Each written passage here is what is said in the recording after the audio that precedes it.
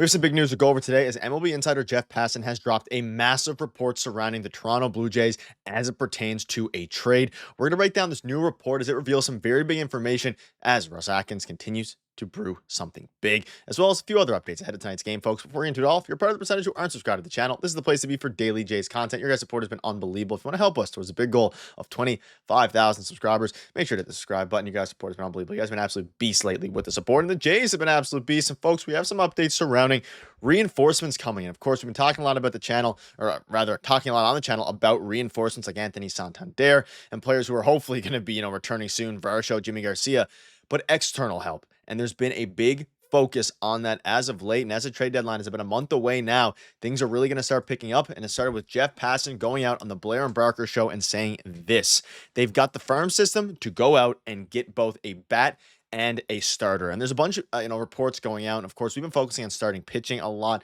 as of late, and we will continue to do that today. But there's clearly a change in culture with this team as it pertains to their, the front office's mindset, both with, the on-field product, but also what they can do now in the trade deadline and the MLB, the minor league pipeline and the prospects there, because they are not only really well positioned to make a big splash here at the trade deadline, but they can make a splash and still have some, prospects left in the cupboard, so to speak. And Jeff Passan dropped an article lately revealing 50 trade targets for all, a bunch of teams. And the Jays were listed in so many of these teams that it really makes you think that a big move is on the horizon. And then he comes out and he says this in the Blair and Barker show: something big is brewing. And it's a complete 180 from what we've seen in previous years with the Jays not having a good enough farm system to really make splashes. Now, all of a sudden, a year later, your farm system is not by any means one of the best in the MLB, but it is a very respectable farm system, especially with a lot of guys who are able to be, traded because they're close to the major leagues. And you see this here on June 24th, Jeff Passan, new and free at ESPN, the top 50 candidates in the MLB and where they would fit best. We'll be updating this weekly, so I have some new ones, from this week and things like that.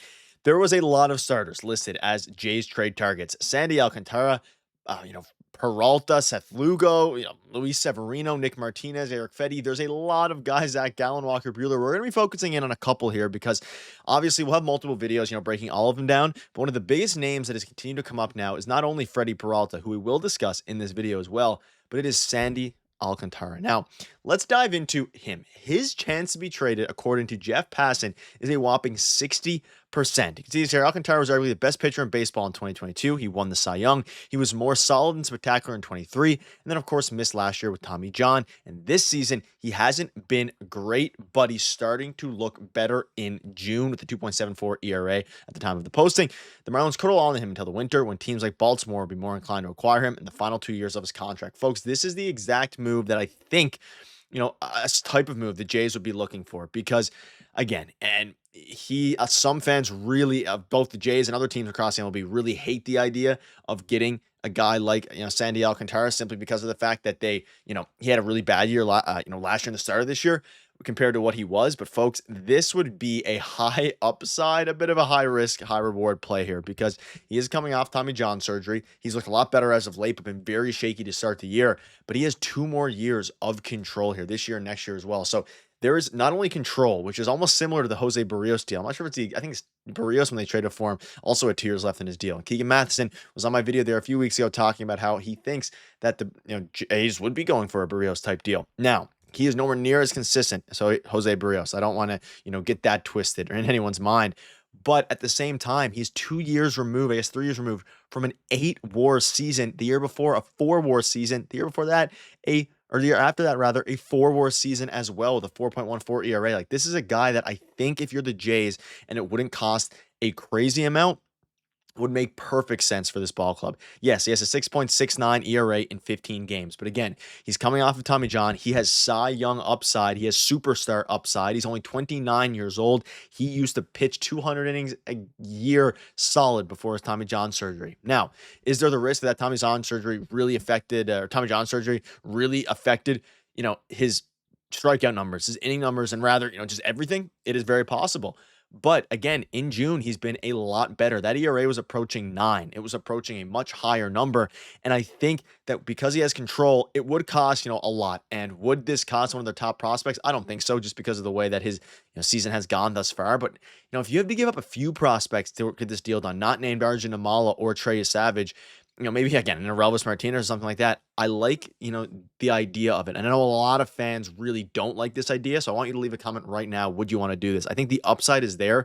I think as a, Bowden Francis replacement, he has so much upside. And I have full faith that even if it takes a few more starts, a few more months, he's going to bounce back, because we've seen it for years and years and years how consistent he was. He was one of, if not the most consistent starter in baseball, and arguably one of the most consistent starters in the last decade as it pertains to innings pitched, in the past. He had 5 straight years basically of great innings pitched. So it's interesting. I think he is going to be one of the most coveted arms at the deadline, especially with a 60% chance to get traded. And I think the Jays will be right in the mix there. And again, Jeff Passan linked him to the Toronto Blue Jays. You can see at the bottom there, the Jays are among teams that are best fits. Now, let's move on a little bit longer here to Freddy Peralta.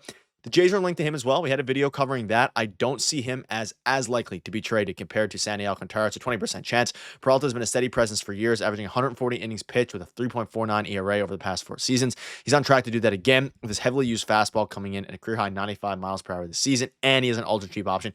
He's going to cost a lot more than Sandy Alcantara would for a couple of reasons. 1, more consistent, not injury-prone. 2, just having an unbelievable year, but also has a cheap club option that is in 2026.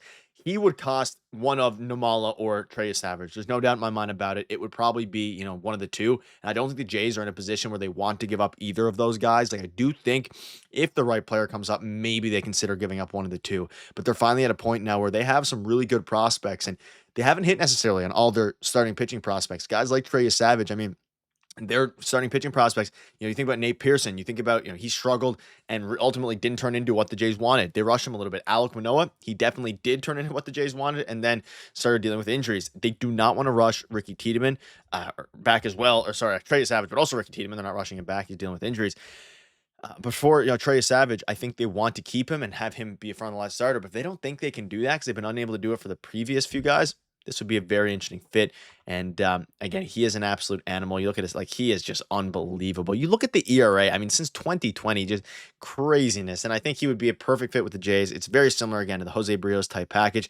You'd probably have to give up multiple prospects, like probably an Arjun Amala, Elvis Martinez, maybe even more than that. Like, that's how coveted these guys are. You have to give up top prospects to get top pitchers. And I don't know if the Jays, and I don't even know if I want to necessarily give up an Arjun Amala or Trey Savage. And I don't want to be known as like a prospect hugger, because I'm all for trading every single prospect if it means winning a World Series and winning playoff games. But the Jays just aren't necessarily, I think, in a position yet with their depth at the prospects and level to trade the top end guys. They have a ton from literally the ranked 3rd prospect onwards to trade any of them and as many of them as you want. But for the top end talent, they only have 2 really super high end guys.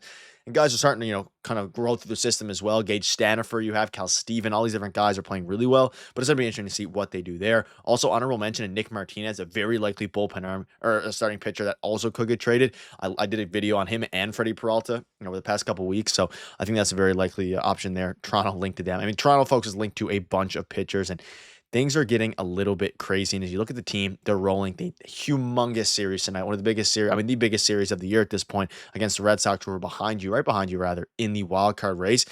The Jays have been absolute beasts as of late, and that needs to continue. Hopefully, Vladdy will be healthy and play tonight. But let me know down below what your thoughts are. Thank you guys for watching. Cheers.